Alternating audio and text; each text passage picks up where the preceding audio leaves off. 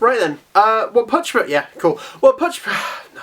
One Punch Man 112, The Power of Light, was a very good chapter. Absolutely top notch. Like, we're getting now really into the real thing we've all been waiting for, which is less of like the setup fights and now into the actual fights of the S-Class heroes versus the executives, and they're very good, and I'm enjoying them, and oh wow, those executives are pretty damn strong. So, starts off with Atomic versus Black Sperm, and I really like how this fight went because pretty much from the first chapter, and as we've seen running throughout, they've always set up on how powerful monsters are, yeah? They've always shown, like, you know, monsters are a lot stronger than humans, and I think with Black Sperm especially, he has been incredibly hyped up, but what I do like is, like I said last time, is they didn't treat Atomic like a chump who's just getting wrecked, like they'd like to do with a lot of heroes, all like of different classes of course, but Atomic is one of the, like, whilst I say like obviously Black Sperm is one of the most hyped up monsters, I feel like Atomic in return is also a very hyped up hero, and from like the little touches we've seen, and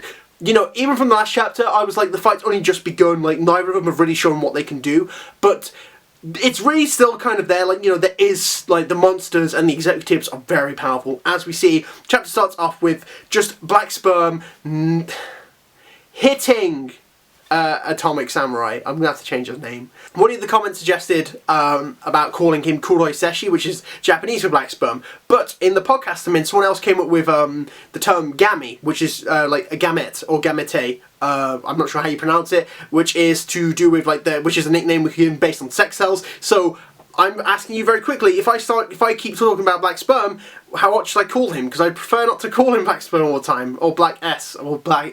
So I'm thinking either Kuroi or Gami. Let me know. I'd actually like to know. Any case, carries on. And it is really just evident of how powerful, like, Black Sperm is by, like, the brutal beating he gives Atomic. It's genuinely quite violent, because, like, once again, Atomic has basically kind of been untouched throughout the whole series so far. So for him, all of a sudden, to be bleeding and spitting blood out his mouth, you know, the kind of punches, and even Atomic says, you know, how powerful this guy is. Like, you know, this is always the point of, like, I suppose in other shonens, obviously, it would lead to, like, the next thing being, like, a surprise attack from the hero again. But I think because of, like, how they've set up villains in One Punch Man, how monsters, how powerful they are, like they don't always work. So it was actually really great. Like, it was a big surprise when it did happen, when obviously, you know, Atomic Samurai slices up the floor, nice little touch of course, when like what we see from the side, he actually kills a monster when he does that as well. And obviously he starts falling, the Black S starts chasing him down, and then that moment where he just launches the attack and just disintegrates Black S is so good, because like all of a sudden we now like get to see what it is, because Atomic, there was no way Atomic Samurai, that was all he could do, was just the Atomic Slash. That wasn't going to be his pinnacle after all the hype, if that's like all he can do. So we then learn obviously he's actually had progression, he's been thinking since the fight against Melzagard, and was saying like, you know, ooh, there are monsters who I struggle to curb. And whilst we've seen like he has a very simplistic way of thinking, it works very well for him, because he was like, well, what if I just instead of having like a big range of attacks, quality over quantity, just focus the range down, but increase the speed and density of my slashes to make it so much easier to cut things. So now, Black S is being disintegrated by Atomic Samurai. That moment that happened was great, and then just like next one, bam, bam, bam.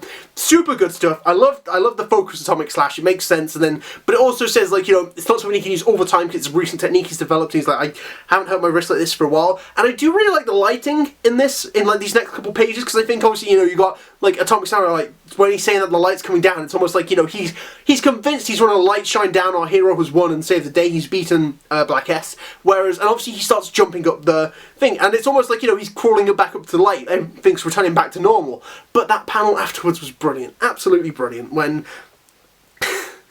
you just, the face on Atomic as the giant Black S is behind, just like, I kept my true form hid. Like, such a good surprise panel. This chapter especially had so many great surprise panels where, out of nowhere, these great moments happen. Like, it's just really good. This is the first one of many.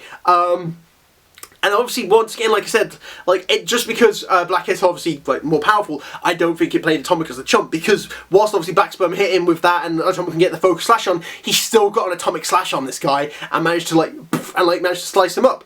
But unfortunately, it doesn't do anything, and we get that great shot of Atomic on the floor, and just all the Black S's just like watch him, and they're all in like really weird poses, just like yeah, we could get you, we got you. And I did like that a lot. Like I am like.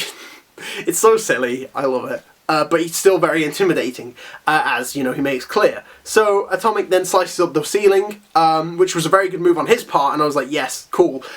There's no way that's the end of this fight. Like, at the very least, that is not the end of Black S. There's no way, like, after all the hype that's been built up over him, he's going to go down like this. He's not just going to go down in a single, like Rubble. Like, there's no way Rubble and Rocks are taking down Executive unless that is their specific weakness. Now, maybe it might do some more damage to him, like, properly, because it is more blunt damage than slashing damage, but at the same time, I just don't think that's got to be the end of him right then and there. It's also just a weird point to end at. Like, I think it's a bit obvious, like, there's more to this guy than just this, but it is obviously evident of his strength that, like, in a one-on-one fight, Atomic Samurai did strong against an Executive, and it is very evident that, you know, we are going to need a couple of S-classes at once against an Executive.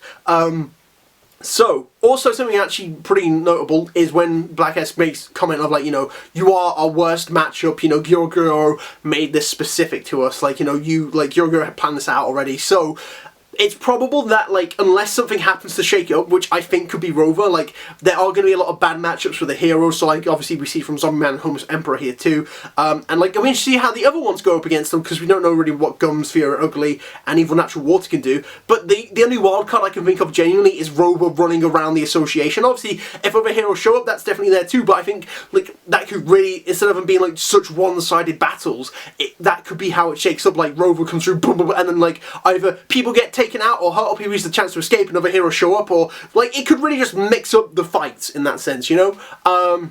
So as we see, Zombie Man is actually not too far from Atomic Samurai because he feels the intensity of the rubbles, of the damage he's done. He's like, what's going on? And then we get this brilliant bit, like, when I said surprise panels, this is also just such a good bit. And unfortunately, like, this is kind of the problem with me doing live reactions, is I like doing live reactions, people like doing live reactions, but the thing is, with my schedule, I can never guarantee when they're done. So I knew before reading this chapter that Homeless Emperor showed up, because social media is a thing, and I wish I didn't know that. And I think I'm kind of having to, like, readjust live reactions too, because I was like, I'm going to do a live reaction to it, but don't worry, that moment when it happens, just that sudden surprise of him going, like, no, you're so concerned about others, what about yourself? Just Homeless Emperor suddenly there, brilliant. I loved it, like, it was so good. But I think I would have enjoyed it more if I didn't even know that Homeless Emperor was in the chapter. So I just need to, I think, like I said, I'm going to work on live reaction and stuff, because I'm glad people enjoy them, but I want to make sure most of all that I enjoy the chapter, and I feel like I would have enjoyed it a lot more if I read it sooner, and maybe if I didn't live react, because I couldn't have guaranteed the live reaction sooner. So if I can guarantee a live reaction soon enough, then yes, I'll do them, but I think if not, then I'm just going to go ahead and read the chapter and review like normal. Plus I get to work on my reviews and try and make my points better too.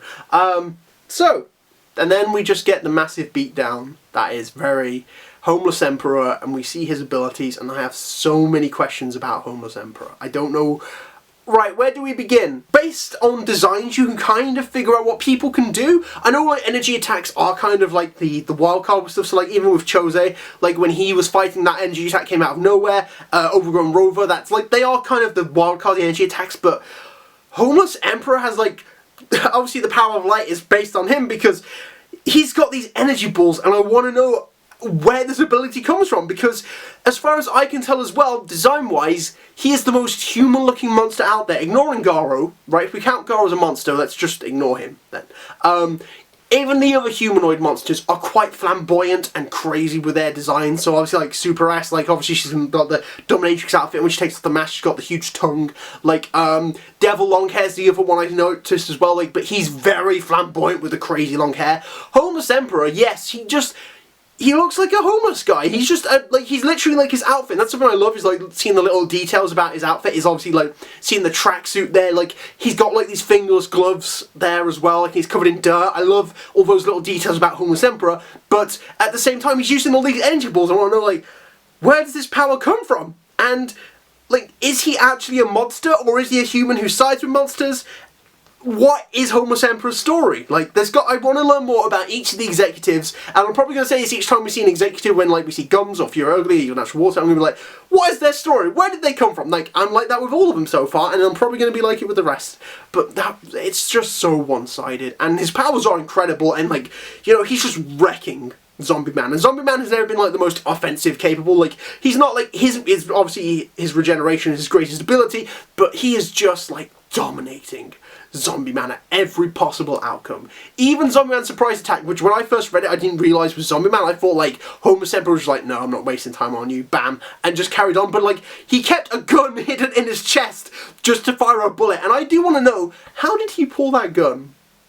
How do you pull a gun that isn't there? Maybe it was because obviously it was after his head had blown off, so maybe it was something to do with like in a emergency where his head gets blown off, like bam, it was there. But like even Zombie Man described it as his ace in the hole. It wasn't going to help him, and it's just it's really well done to show like how fearsome like an executive is. Like obviously we see from Atomic Samurai and the Black S fight, but still, just this is so good. Also, another point to bring up, I didn't think of this myself. Someone in the comments pointed out to me, Mr. Stinkles, by the way, I never said this, I love your name, it's brilliant. Like, he snuck up on Zombie Man as well. Zombie Man is like the detective out of them. Like, he's good at observing things and perceiving things, picking up on things. And whilst you might not necessarily be like Flashy Flash in terms of a ninja who's incredibly fast and very hard, I'd imagine, to sneak up on, he is still someone who I'd imagine is not, you don't have any time sneaking up on Zombie Man, who's very perceptive and good at picking up things, which is a lot to say about Homer Semper. Zombie Man was shocked, like, how did he do that? And then even like when he's analysing, I think he's underestimating the S-classes still, but he's still like, I think he's got the power to make clear why he's underestimating these guys, because he's just a monster, which is crazy just based on his design, but at the same time, like, maybe he has a form change, or maybe he has like more, maybe he has like different attributes, or maybe like the crown won't come off his head or something, or I don't know, there's got to be something more to Homer's Emperor to make him more monster-like, but at the very least, I'm struggling for words. You know, he does underestimate, he's confident he could beat all 17 S-Class heroes by himself, and I don't think, like, he has, unlike, obviously, the Hero Association is going to give away every single detail about the S-Class heroes because they are their aces, but it does give away a lot for them. And, you know, Zombie Man is still standing there, but one of the best bits about this is just all the different art of Zombie Man, like, regenerating. There's that one bit where, like, it's after he fires and he's, like, his ace and holding. You see his skull, and it looks really good, but, like, once again, it's just so one-sided. Like, you know, he blocks the bullets, no problem, he deflects them, he just shoots these blasts that are destroying walls upon walls upon walls in the Monster Association. Like, it's really good. Like, I'm very impressed. And, like, Zombie Man's definitely more tactical than most, so maybe he can figure out a way to hold him off at least. But, as we've seen, like, Zombie Man's ace in the hole couldn't defeat Homeless Emperor, so it's going to take more than that to really lay down on him. So, generally, because I brought Flash Flash before, because I was thinking if anyone could really help out in this fight, it would be Flash Flash because of his speed. And, like, I think the speed would be the main thing, and then if Zombie Man, like, if he bought time and was like actually like a distraction for Zombie Man, and maybe Child Emperor because we know he's going down there and we don't know who else is going to be down there. Like, we don't know who he could bump into. Maybe Atomic might end up showing up, a weakened Atomic if Black S, he thinks Black S is defeated, and that kind of put them at a handicap for each other. If, like, you know, Zombie Man could try and get the attacks in on Homeless Emperor while Atomic Samurai plays more defense and holds off all the balls of light, I guess.